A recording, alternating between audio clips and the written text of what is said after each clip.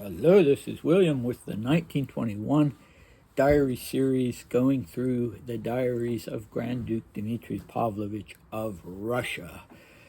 And today we are at the 11th of January on the old calendar, the 29th January on the new calendar. So in France, where Dmitri was living, it was almost the end of January. The year is, of course, 1921. He's in Paris. He gives us once again his address, 76 Rue Miromesnil, and it's a Tuesday. Okay, let's dive in. It's a very short entry. Here we go. Galievsky came by again in the morning, and we went for a walk in the Bois. The exercise was extremely pleasant. I lunched with Maria at the Ritz at the invitation of Maybelle Wichfeld. She's a bit calmer because little Lloyd is better. Afterwards, I went straight home and wrote, and around 5 o'clock I went to Germaine Grise's for tea. We spent a long time à deux, but luckily I behaved myself exceptionally well. I dined at Maria's, then stopped by the club. There was no one there.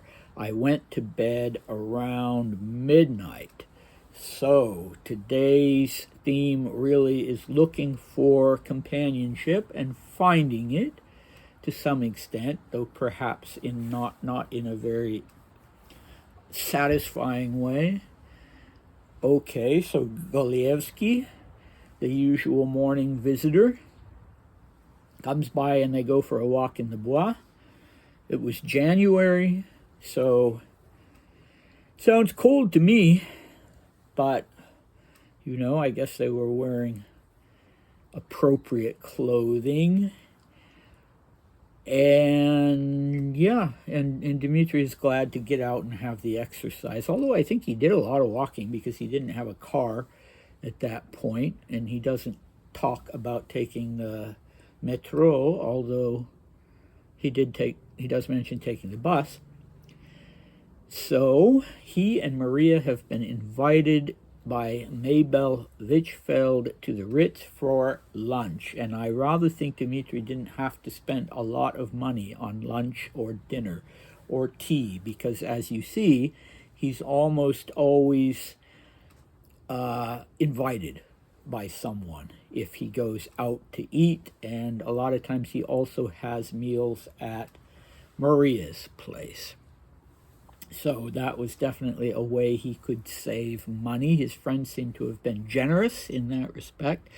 And Maybelle, who's the wife of Axel Wichfeld, is feeling calmer because her son is better, little Lloyd. And so in the last diary entry, Dmitri had dropped by to see if the Wichfelds were home, and he'd found, as he said, that everything was a bit topsy-turvy because the child had suddenly fallen ill. So it's good to know that he'd gotten better. If your name is Lloyd, then I apologize in advance, but I just can't imagine why anyone would name their child Lloyd. Well, okay, that's just my personal peccadillo.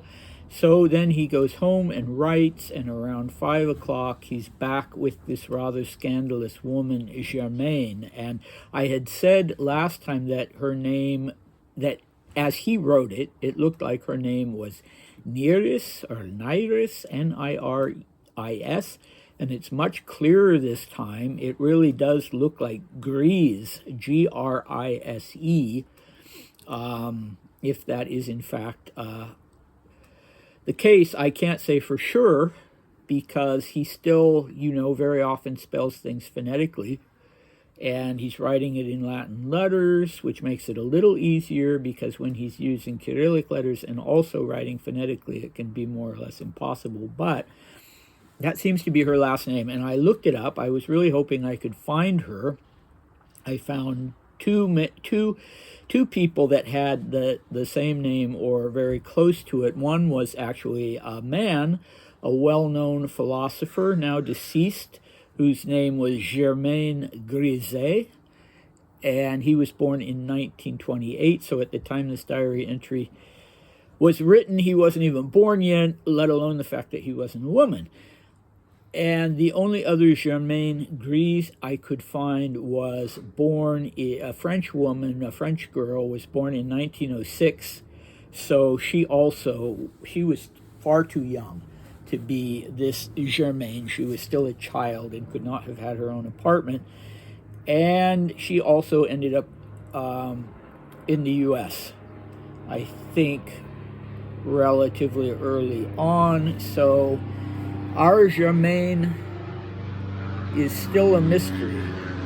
You know, this seems to be some kind of helicopter flight path. It's pretty much the same time every day, so I need to start taking that into account. So in the previous diary entry where Dimitri had talked about going with Pete and Bob to Germaine's fairly surprising to him looking flat that was decorated in an Indo-Chinese style, as he describes it, I was more or less convinced that money was changing hands and that this was a situation basically with prostitutes. And perhaps I was wrong about that. I don't know. The other women, one was named Gugu, the other one, Dimitri, didn't even know her name. And they spent the night laying around on divans and getting up to nonsense. And I guess if Germaine is somewhere looking down on this video, I perhaps owe her an apology, because maybe she wasn't the person that I have characterized her to be. Perhaps she was simply a sort of a woman of the demi-monde, but not an actual sex worker. I don't know. I mean, I maybe jumped to that conclusion because of the fact that there was the police report on Dimitri at this time saying that he was patronizing prostitutes. So maybe they interpreted Germaine and Gugu and their friend that way. But anyway, he's going to her place in broad daylight for tea. They spend a long time, just the two of them, but luckily, he says, I behaved myself exceptionally well. All right, so presumably she did not make any, well, who knows? If she did make a pass at him, do women make passes at men? I guess that's the right word. If she did that, if it came in her direction, he did not respond to it. And yeah, they spent a long time together, but they didn't get up to any mischief. So we'll just have to try to imagine what they did during this time over tea. Maybe they discussed politics. Anyway, after that, he has dinner at Maria's. Then he stops by the club, which is the Travelers, and there's no one there. So at least that part of his search for companionship was unsuccessful. And he goes home and goes to bed relatively early at midnight. Okay, so a pretty uneventful day. Not sounding too depressed, but it's kind of just, not very interesting. At least he doesn't have to spend any money on lunch, dinner, or tea. Okay, so as far as my two criteria being what I would take from this as a historian and what I would take from this as a novelist, it's one of those diary entries that's just a part of the whole. You take it as a part of the whole rather than as being one that specifically stands out.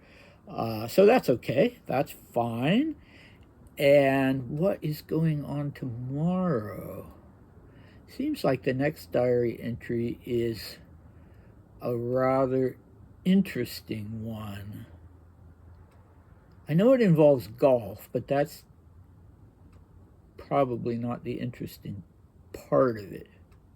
Okay, well, I'm being a sort of muddle-headed today. Ramali, I guess, as the Romanovs would say. But yeah, come back and I'll see you next time. Bye.